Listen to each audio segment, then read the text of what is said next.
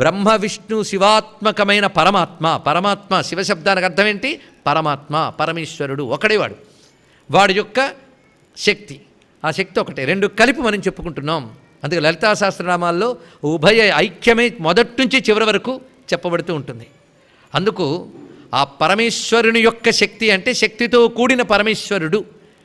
అమ్మ అని పిలవాలనిపిస్తే పరమేశ్వరి అనండి హాయిగా. అందుకు ఆ తల్లిని ఇక్కడ వివరిస్తున్నారు. అందుకే లలితా సహస్రనామాల ప్రత్యేకత ఏంటంటే ఇందులో లేని అమ్మనామం మీకు ఒకటి కనబడదు ఇంకో చోట. మీకు ఏ దేవతానామం వెతుక్కోండి ఇందులో దొరుకుతుంది అమ్మవారివి. మహాలక్ష్మి కావాలా? సిద్ధం. రమా నామం కూడా ఉంది. మనం రామా రమణలంపట అంటాం కదా, రమా రమణలంపట అని ఒక పాఠం ఉన్నది, కానీ రమా ఉంది, మహాలక్ష్మి మృడప్రియ ఉంది, సరస్వతి శాస్త్రమయ్యి ఉంది. ఏం కావాలి చెప్పండి? అందుకు ఇందులో లేని తల్లి లేదు. ఒకటే తల్లి, ఒకటే జగదంబ. ఉపాసకానాం కార్యార్థం అమ్మ అనేక రూపములు వస్తున్నది. అందుకు మనం ఇక్కడ స్తుతిస్తున్న దేవత ఎవరో ముందు తెలుసుకోవాలి. ఆవిడ దేవత మాత్రమే కాదు, సర్వదేవతాత్మిక అయినటువంటి పరదేవత. ఆవిడ పరాశక్తి, ఆవిడ పరబ్రహ్మస్వరూపిణి అనే భావంతో మనం గ్రహించుకోవాలి. అందుకే ఆ తల్లికి పేరేమిటయ్యా అంటే శ్రీమాత. ఇది ఆ తల్లిని ఉద్దేశించి మొట్టమొదట వశిన్యాది వాగ్దేవతలు పలికినటువంటి అద్భుత నామం శ్రీమాత. ఒక వృక్షానికి విత్తనం మొదటి దశ. సహస్రనామ స్తోత్రం అనే వృక్షానికి విత్తనం లాంటిది శ్రీమాత. అందుకే విత్తనం దగ్గర పెట్టుకుంటే చెట్టంతా దగ్గరున్నట్టే. విత్తనానికి మరొక సంస్కృతంలో బీజం అంటారు. అందుకే ఇది ఒక విధంగా బీజనామమే అని భావన చేసుకుని నిరంతరం ఎవరైతే దీన్ని సాధన చేస్తారో, బీజం తెచ్చుకుని వచ్చి వ్యవసాయం చేస్తూ ఉంటే అది భూజమై మనకు ఫలాన్ని ఇస్తుంది. అదేవిధంగా శ్రీమాతా నామాన్నే నిరంతరం సాధన చేస్తే అది మనకి సహస్రనామాల ఫలాన్నంతటిని ఇస్తుందో సందేహం లేదు. అందుకు ప్రారంభమవుతున్న ఈ నామం సామాన్యమైనది కాదు, అంత దివ్యనామం శ్రీమాత. ఇప్పుడు దీన్ని వ్యాఖ్యానం మొదలు పెడితే అసలు ఉపనిషత్తు పరమాత్మ అంటే ఏమిటో నిర్వచనం చేస్తూ తైత్తిరీయంలో ఒక అద్భుతమైన మంత్రం చెప్పింది. ఎవడు భగవంతుడి గురించి చెప్పినా ముందు అది చెప్పి తర్వాత చెప్పాలండి. మీరు ఏ రూపంతో పరమాత్మను ఆరాధించినా పరమాత్మ అంటే ఇది అని తెలుసుకుని ఆరాధించండి.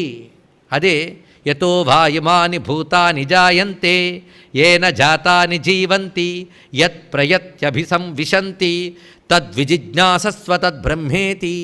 ఇది తైత్తిరీయంలో పరబ్రహ్మం అంటే ఏమిటి అనే ప్రశ్నకి సూటి సమాధానం అండి.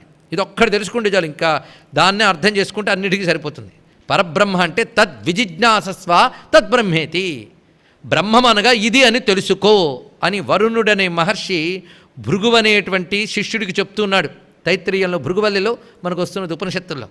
అంటే లలితా సహస్రనామ ప్రారంభమే ఉపనిషత్తు. మరి సర్వోపనిషత్తు ఉద్ఘుష్ట కదండి ఆవిడ. అది లలితా సహస్రనామం ఒక ఉపనిషత్తు అనుకుని ఇప్పుడు మనం చూస్తే ఉపనిషత్తులో ప్రధానమైన మంత్రం ఇక్కడ చెప్పబడుతున్నది. బ్రహ్మం అంటే ఏంటో కదయ్యా, 3 మాటలతో చెప్తున్నాను విను అన్నాడు ఆయన. యతోవా ఇమాని భూతాని జాయంతి. ఈ సర్వభూతములు అంటే ఈ ప్రపంచము, జీవులు, ఈ ప్రపంచం అనగానే భూప్రపంచమే కాదు, సర్వలోకములు, సర్వజీవులు. జీవులు అనగానే దేవతలు మొదలుకొని బ్రహ్మదేవుడు మొదలుకొని పిపీలకం వరకు సర్వజీవులు. వీరందరూ ఎవరి వలన కలుగుతున్నారో, యతోవా ఇమాని భూతాని జాయంతి, ఎవరి వల్ల కలుగుతున్నారో, ఏన జాతాని జీవంతి, ఎవరి వలన పెరుగుతూ ఉనికి కలిగి ఉన్నారో రెండవది అది. మూడవది చివరికి ఎవరిలో లయమైపోతున్నారో అదే బ్రహ్మము. ఇదొక్క బ్రహ్మం అనడానికి ఇది ఒక్కడే మాట. ఇదే తీసుకుని సరిగ్గా బ్రహ్మసూత్రంలో మొట్టమొదటి సూత్రమే జన్మాద్యస్య యతః. మొదటిది అధికార భేదం చెప్పినటువంటి అథాతో బ్రహ్మ జిజ్ఞాస విడిచిపెడితే తర్వాత మంత్రం ఏమిటి? జన్మాద్యస్య యతః. జన్మాదులన్నీ ఎవరి వల్ల కలుగుతున్నాయో ఆయనే బ్రహ్మము. ఇది సూత్రం. ఇదే మొట్టమొదటి మాట గజేంద్రుడికి. ఎవ్వని చే జనించు జగం ఎవ్వని లోపల ఉండలేదమై ఎవ్వని యందుడిందు పరమేశ్వరుడు ఎవ్వడు. ఇదండి పరమాత్మకి ఇది ఒక్కటే నిర్వచనం. సృష్టి స్థితిలయలన్నీ ఎవరి వల్ల కలుగుతున్నాయో అతడే పరమేశ్వరుడు.